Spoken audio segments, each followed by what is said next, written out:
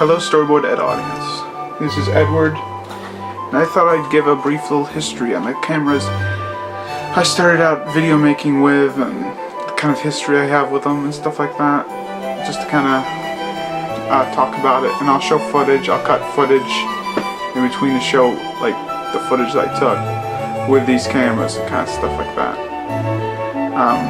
The first camera I ever started out with was this camera. The first camera I ever got to learn.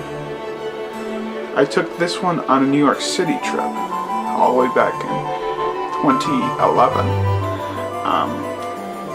Here's some footage of that. From when I started out to like when I made this recording.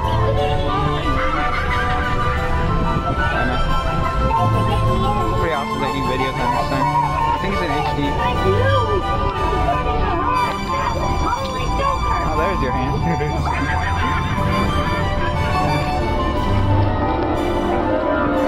a good one.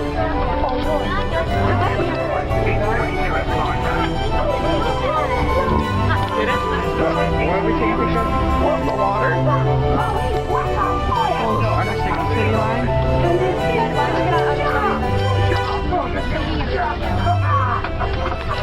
Oh, there we go. Yeah, I just like recording it on video. And that was my first real attempt at making a video. But I finally edited it very later on. But I was doing a documentary with this camera. And first time I really ever filmed things in a way to document it. And I do find this camera nice with the kind of footage it takes. It's very nice. Very old-fashioned. The highest quality you can get on it is like 480p. Not very high, but it is very neat. And it's a personal favorite cam, but if you turn it on, it zooms out like this. And the footage would, if you press the play down button, it'll play like that. So, I do find this a cool kind of camera to use, but not very high quality. This is my first time using a camera with a video feature. That was the first video camera I really had. I got it when I was, when it was roughly 2007, 2008, around that time was when I got that camera. And the first time I really used it was probably 2011 on a trip that I went on. Now, eventually I realized I like the video feature a lot on the camera. So I went to this Target store around the time of 2012 and got the first camera that was mainly video, mostly video. The first camera that I used for mostly video features. I used this camera on a school short film called Back to Class. I'll show you a clip of that. Okay, I'm going to show you something after class. Okay. Here is some vocabulary for you to learn. Plus, I want you to write a 5-paragraph essay on how awesome of a teacher I am. I agree. So what do you want to show me? I'm going to show you. What, you got a new haircut? No. Look down. You got new shoes? Dude, I've had these shoes for 2 years now. Dude, it's the watch we're talking about. Oh, why is the watch so important though? Dude, I'll show you. Where did it go?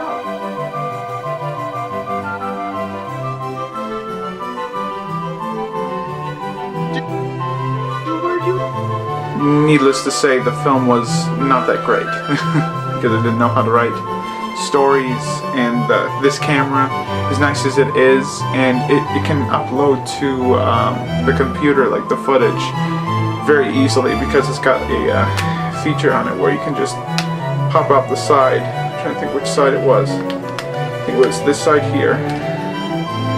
has a pop-out feature. It's a USB basically, and that USB gets plugged in the computer, and you get the videos right then and there. And I thought that was very neat. When I got it, it was a little pricey, but I can honestly tell you, for the first video camera that I have, that first camera that I had, I thought it was awesome because it took videos and I could instantly have the footage. I didn't have to worry about taking the SD card out and uploading it that way. I could just get it right off the camera. A little bit easier. But the footage itself, honestly, was, I think it was like 720p HD. It did, I believe, get HD footage, but it wasn't very high quality HD. And yeah, I did enjoy using this one a lot. A lot of fun. But I did step it up a bit with the next camera I got, which was by my parents helping me. I was looking for a really good camera to use for like having a YouTube channel kind of deal, or making like really like legit videos. Now that I was taking a film class in high school, and my parents picked me up this camera here, and I gotta tell you, it even turns on. You know, it takes really good quality video. I think like 1080p, something like that. And it's very nice.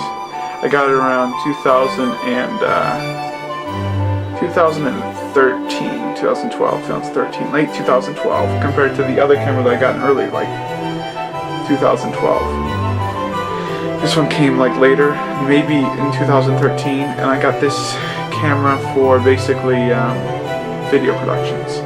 And I use this camera mostly for my video productions. My early YouTube days, I used this camera a lot. A good example of this is a short film I did called The Ghost Film. I will show you a clip of that.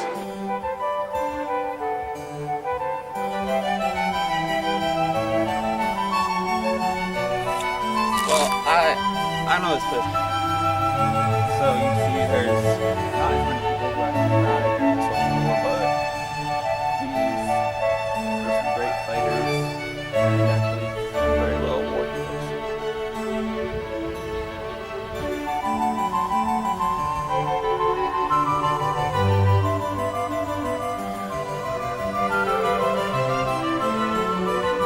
So now I want to show you some of the great stuff that for the example of this one, just based off the architecture of each side has a different person. Cool.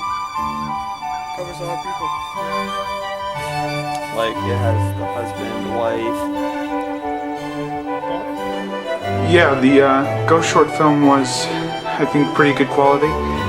And I started by then, by the time I was really using this, I was really writing scripts, I was really working on making videos with a story attached to them.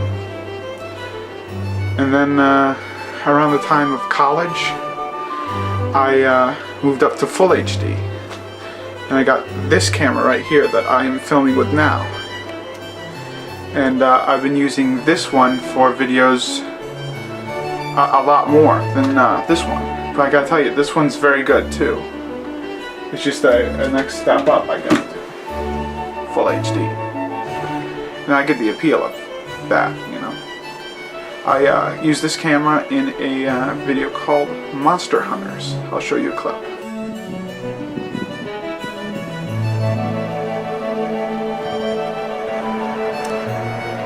Alright, so you go around back, I'll take the front.